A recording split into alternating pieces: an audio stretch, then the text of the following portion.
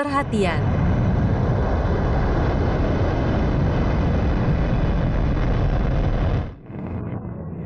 Kita sekarang berada di Defcon 1, penguncian keamanan. Gates telah melakukan serangan presisi besar-besaran terhadap 3 fasilitas nuklir utama di Iran. Tujuannya adalah untuk menghentikan apa yang disebut Israel sebagai kemajuan Iran dalam mengembangkan senjata nuklir. Masalah yang dihadapi Amerika Serikat dan Israel adalah Iran hampir pasti memiliki material dan peralatan yang lokasinya tidak kita ketahui.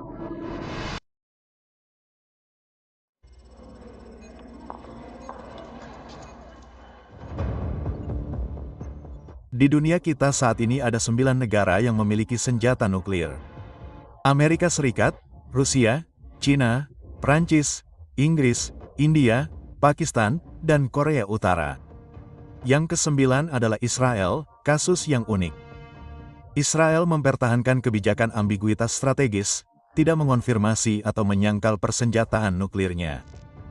Namun, para ahli memperkirakan bahwa Israel kemungkinan memiliki antara 80 hingga 400 hulu ledak nuklir.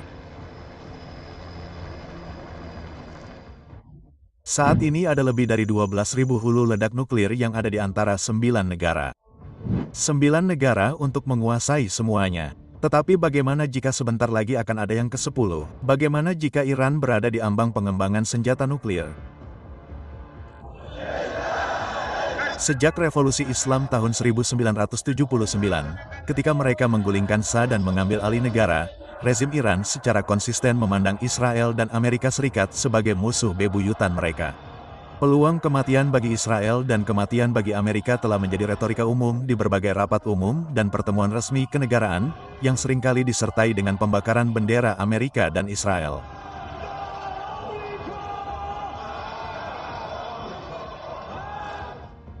Pemimpin tertinggi Ayatollah Ali Khamenei sendiri telah berulang kali menyebut Israel sebagai tumor kanker, bersumpah bahwa Iran akan mendukung negara atau kelompok manapun yang melawannya. Untuk memajukan tujuan geopolitik mereka, Iran secara aktif mendanai dan mempersenjatai kelompok teroris dan milisi di seluruh wilayah, terutama Hamas di Gaza, Hizbullah di Lebanon, dan Houthi di Yaman. Iran secara konsisten mengklaim ambisi nuklirnya bersifat damai, yang ditujukan hanya untuk produksi energi sipil. Namun pengayaan uranium Iran baru-baru ini telah meningkatkan kekhawatiran atas niat nuklirnya. Pada Mei tahun 2025, Badan Energi Atom Internasional melaporkan bahwa Iran telah mengumpulkan 409 kg uranium yang diperkaya hingga kemurnian 60%, jauh melebihi apa yang dibutuhkan untuk penggunaan sipil dan sangat mendekati tingkat senjata. Israel menganggap perkembangan ini sebagai ancaman eksistensial dengan pasukan pertahanan Israel atau IDF mengutip intelijen yang menunjukkan bahwa Iran memiliki cukup uranium yang diperkaya untuk dengan cepat memproduksi hingga 15 senjata nuklir. Jika memang Iran mengembangkan senjata nuklir, mengingat catatannya yang menembakkan ratusan rudal balistik tanpa pandang bulu dan secara terbuka bersumpah untuk memusnahkan negara Yahudi, bukan tidak mungkin mereka akan menggunakannya. Roger, Charlie, kami siap beraksi, beri kami sepatah kata. Bahkan dengan pengetahuan penuh bahwa melakukan hal itu akan menjadi hukuman mati, memicu serangan balasan besar-besaran dari Israel dan kemungkinan Amerika Serikat, yang akan menjamin kehancuran total rezim tersebut, mereka mungkin masih akan mengambil risiko itu. Di dunia tempat rezim Islam Iran mengembangkan senjata nuklir dan memutuskan untuk menggunakannya melawan Israel, titik peluncuran yang paling mungkin adalah salah satu pangkalan rudal bawah tanah Iran yang dibentengi di dekat Tabriz atau Kermenshah.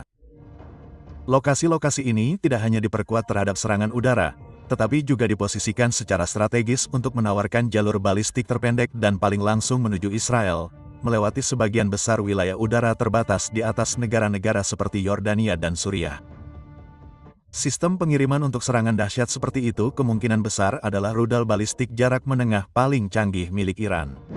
Khorramshahr 4, juga dikenal sebagai KBAR, mampu mencapai jarak antara 2.000 dan 4.000 km. Rudal ini secara khusus dirancang untuk membawa muatan berat, menjadikannya kandidat yang paling masuk akal untuk hulu ledak nuklir. Jangkauan rudal yang sangat jauh bahkan memungkinkannya untuk mengancam sebagian Eropa.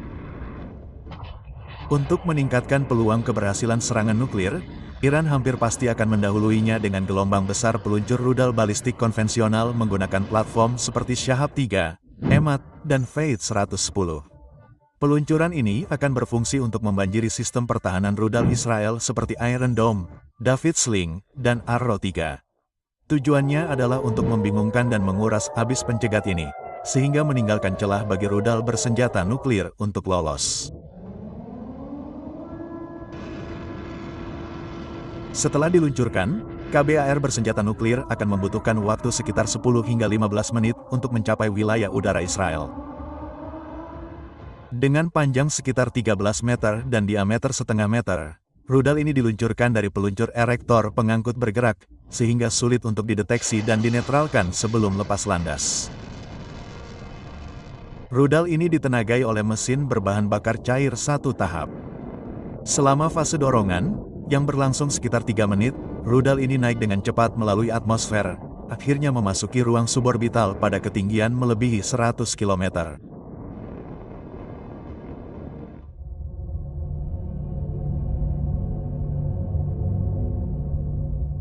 Pada titik ini, pendorong terpisah dan fase pasca dorongan dimulai.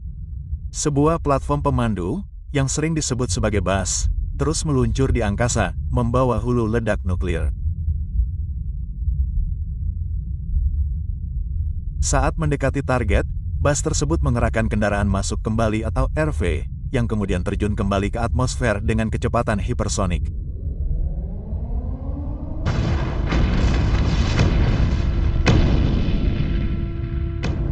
Bergantung pada angin dan ketinggian, momen-momen terakhir diukur dalam hitungan detik.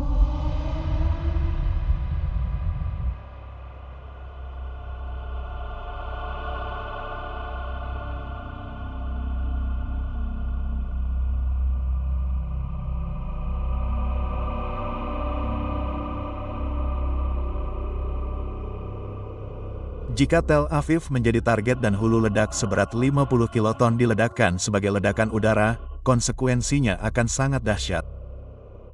Radius bola api sekitar 320 meter akan menguapkan semua yang ada di intinya. Radiasi termal yang mampu menyebabkan luka bakar tingkat 3 akan meluas hingga 3,4 km. Korban tewas langsung dapat mencapai 180.000 dengan tambahan 260.000 orang terluka, yang secara efektif menghancurkan salah satu kota terpadat di Israel. Menghadapi ancaman eksistensial sebesar ini, Israel kemungkinan akan mengaktifkan doktrin kiamatnya, opsi Samson. Dinamai berdasarkan tokoh Alkitab yang menghancurkan dirinya sendiri dan musuh-musuhnya, kebijakan ini menyiratkan serangan nuklir balasan besar-besaran yang akan memusnahkan Iran sebagai balasannya. Hasilnya adalah kematian jutaan orang dan kemungkinan reaksi berantai, yang menjerumuskan dunia ke dalam perang yang lebih luas, bahkan mungkin global. Untuk mencegah skenario terburuk ini terjadi, Israel melancarkan operasi pencegahan yang dikenal sebagai Rising Lion. Dengan serangan presisi terhadap lokasi rudal dan infrastruktur nuklir Iran, Israel bertujuan untuk membongkar ambisi nuklir Iran sebelum terlambat.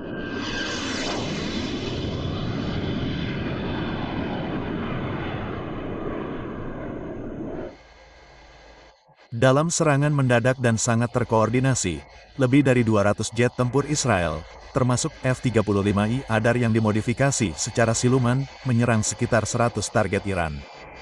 Misi tersebut dilaksanakan dalam 5 gelombang dan melibatkan lebih dari 330 amunisi berpemandu presisi. Pangkalan udara utama Iran, fasilitas rudal, dan infrastruktur nuklir, termasuk bagian dari Natanz, Isfahan, dan Foro menjadi sasaran. Superioritas udara dicapai dengan sangat cepat. Mossad telah mempersiapkan medan pertempuran terlebih dahulu, menyabotase sistem radar dan pertahanan udara Iran, bahkan mendirikan pangkalan drone rahasia di dekat Teheran. Hal ini memungkinkan jet-jet Israel beroperasi dengan impunitas yang nyaris sempurna, menghindari deteksi dan perlawanan. Secara bersamaan, agen Mossad melakukan pembunuhan berencana terhadap tokoh-tokoh militer Iran. Beberapa pejabat intelijen senior dan beberapa ilmuwan nuklir juga terbunuh. Skala dan presisi pembunuhan tersebut mengguncang inti dari lembaga militer Iran. Sekitar 40 menit yang lalu, Menteri Pertahanan Pete Hegseth mengeluarkan pernyataan tegas tentang dampak bom yang dijatuhkan pada nuklir Iran. Kemudian pada tanggal 22 Juni tahun 2025, Presiden AS Donald Trump mengumumkan peluncuran operasi Midnight Hammer, serangan udara AS yang menargetkan fasilitas nuklir bawah tanah Iran. Misi tersebut berpusat pada 7 pesawat pengebom siluman B-2 Spirit yang terbang dari Pangkalan Angkatan Udara White-Titman di Missouri dalam penerbangan selama 18 jam jauh ke dalam wilayah udara Iran. Setiap pesawat pengebom membawa penembus persenjataan besar GBU-57, yang merupakan bom penghancur bunker seberat 30.000 pon yang mampu menyerang fasilitas bawah tanah yang dibentengi. Sasaran utamanya adalah instalasi nuklir utama Iran di Fordow, Natanz, dan Isfahan. Untuk mencapai kejutan total, militer AS menjalankan rencana penipuan yang canggih. Sebuah pesawat pengebom B-2 dikirim sebagai umpan menuju Guam untuk menyesatkan pengawasan Iran dan regional sementara kelompok penyerang yang sebenarnya mendekat tanpa terdeteksi. Operasi tersebut juga melibatkan lebih dari 125 pesawat pendukung, termasuk F-35 dan F-22, yang menyediakan pengawalan, peperangan elektronik, dan dukungan pengisian bahan bakar.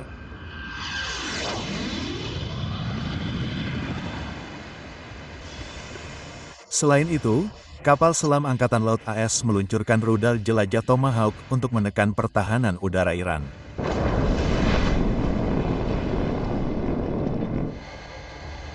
Pentagon kemudian mengonfirmasi bahwa serangan tersebut menimbulkan kerusakan parah di lokasi nuklir. Akan tetapi, Iran membantah klaim tersebut, dengan menyatakan bahwa hanya kerusakan struktural kecil yang terjadi dan program nuklir mereka akan terus berlanjut. Kemudian menyatakan akan membalas, bersumpah bahwa setiap personel militer dan warga AS di wilayah tersebut sekarang akan menjadi target.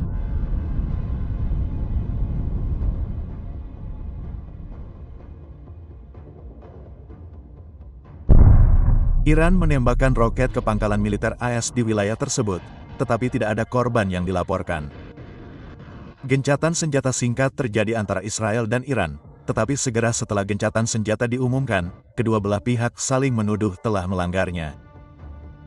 Dunia masih menahan napas, menunggu untuk melihat apakah perdamaian dapat bertahan di wilayah di mana perdamaian adalah komoditas langka.